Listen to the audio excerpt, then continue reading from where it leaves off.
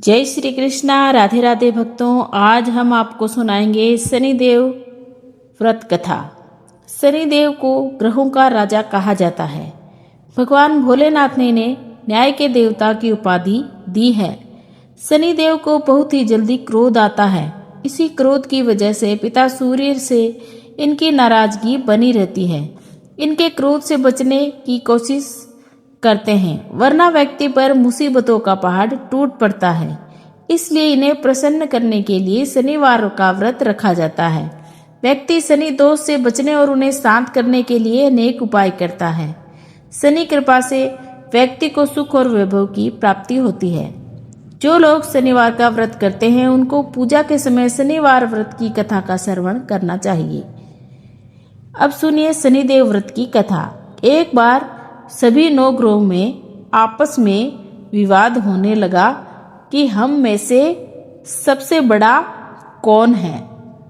तो सभी ग्रह सूर्य, चंद्र, मंगल, बुध, गुरु, शुक्र, शनि, राहु तथा केतु, यह सभी आपस में लड़ते हुए देवराज इंद्र के पास पहुंचे। इंद्र बहुत ही असमंजस में पड़ गए कि किसे छोटा कहें और किसे बड़ा। अगर वे किसी को भी बड़ा कह देंगे, किसी को भी अगर छोटा कह देंगे तो वे उनसे रुष्ट हो जाएंगे। तो उन्होंने एक उपाय सूझा। उन्होंने कहा कि पृथ्वी पर एक बहुत ही न्याय प्रिय राजा राज्य करते हैं। उनका नाम है विक्रमादित्य। तुम सभी पृथ्वी के पास जाकर विक्रमादित्य के पास गए। उन्होंने आने का कारण बताया। राजा उनकी समस्या को सुनकर बहुत ही परेशान हो गए।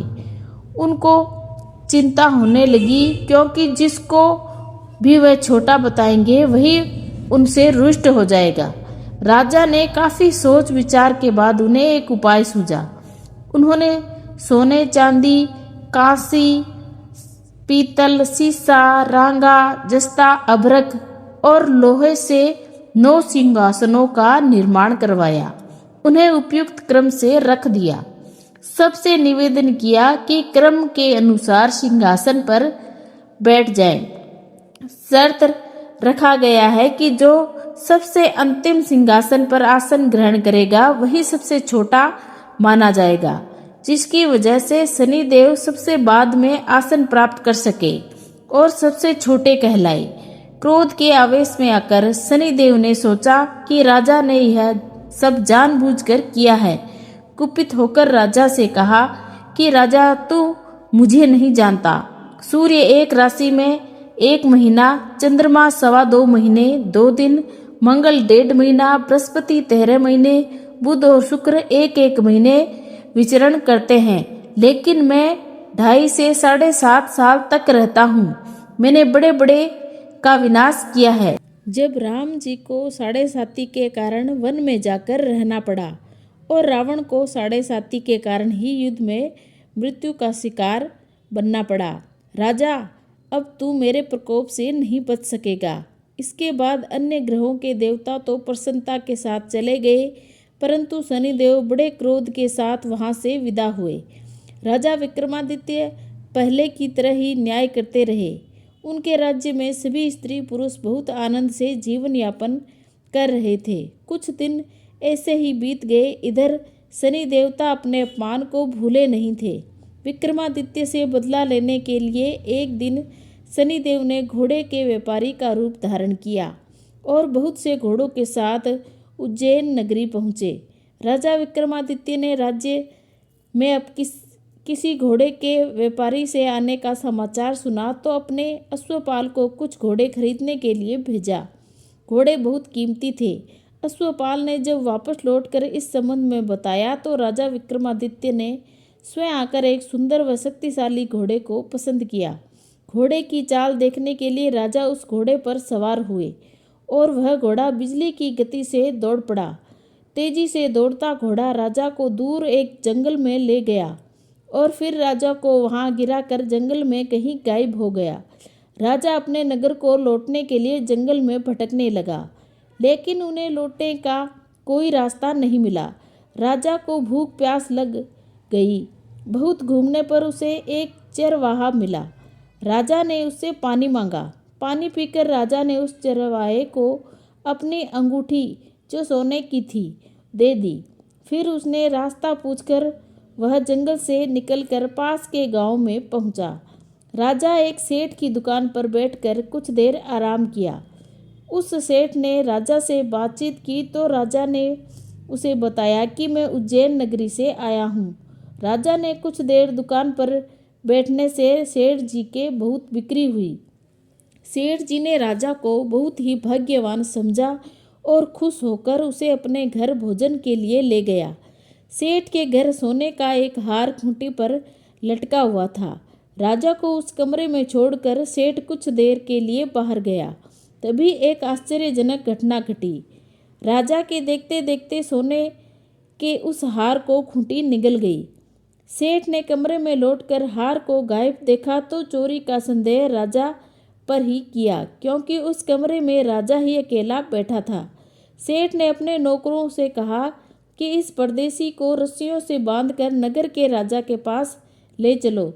राजा ने विक्रमादित्य से हार के बारे में पूछा तो उसने बताया कि उसके देखते देखते ही खूंटी ने हार को निगल लिया था। इस पर राजा ने क्रोधित होकर चोरी करने के अपराध में विक्रमादित्य के हाथ पांव काटने का आदेश दे दिया। राजा विक्रमादित्य के हाथ पांव काटकर उसे नगर की सड़क पर छोड़ दिया गया। कुछ दिन बाद एक तेली उसे उठाकर अपने घर ले गया और उसे अपने कोलू पर बिठा दिया।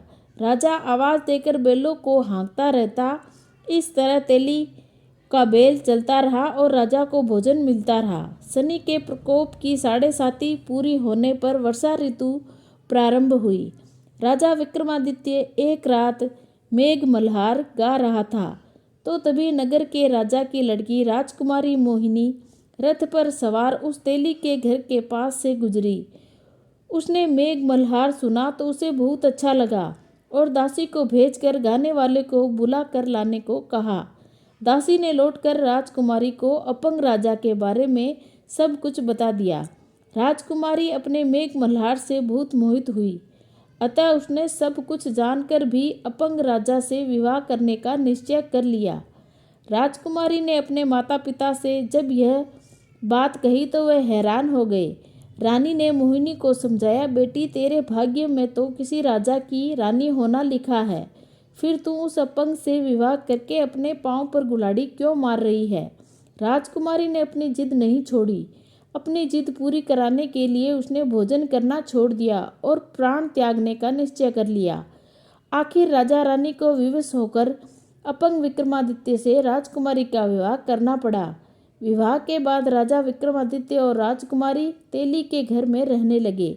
उसी रात सपने में शनिदेव ने राजा से कहा, राजा तुमने मेरा प्रकोप देख लिया, मैंने तुम्हें अपने अपमान का दंड दिया है। राजा ने शनिदेव से क्षमा करने को कहा और प्रार्थना की कि हे शनिदेव, आपने जितना दुख मुझे दिया है अन्य किसी को न देना। शनिदेव ने कुछ सोचकर कहा, राजा मैं तुम्हारी प्रार्थना स्वीकार करता हूँ।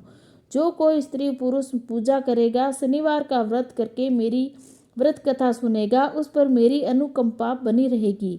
प्रातःकाल राजा विक्रमादित्य की नींद खुली तो अपने हाथ पांव देखकर राजा को बहुत खुशी हुई। उसने मन ही मन शनिदेव को प्रणाम किया। कुमारों को भी राजा ने हाथ पांव सही सलामत देखकर बहुत आश्चर्य में डूब गई। तब राजा विक्रमादित्य ने अपना परिचय देते हुए शनिदेव के प्रकोप की सारी कहानी सुनाई।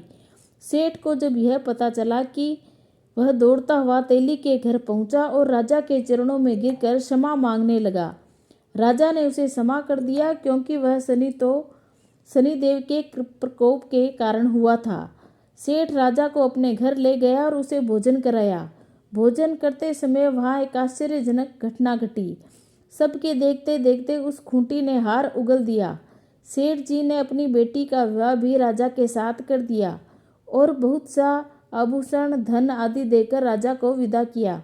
राजा विक्रमादित्य राजकुमारी मोहिनी और सेठ की बेटी के साथ उज्जैन पहुँचे और नगरवासियों ने हर्ष से उनका स्वागत किया। अगले दिन राजा विक्रमादित्य ने पूरे राज्य में घोषणा करवाई कि शनिदेव सब देवों में सर्वश्रेष्ठ हैं। प्रत्येक स्त्री पुरुष शनिवार को उनका व्रत करें और व्रत कथा अवश्य सुने। राजा विक्रमादित्य की घोषणा से शनिदेव बहुत प्रसन्न हुए। शनिवार का व्रत करने और व्रत कथा सुनने के कारण सभी लोगों की मनोकामनाएं शनिदेव की अनुकंपा से पूरी होने लगी। सभी लोग आनंद पूर्वक रहने लगे। बोलो शनिदेव भगवान की जय।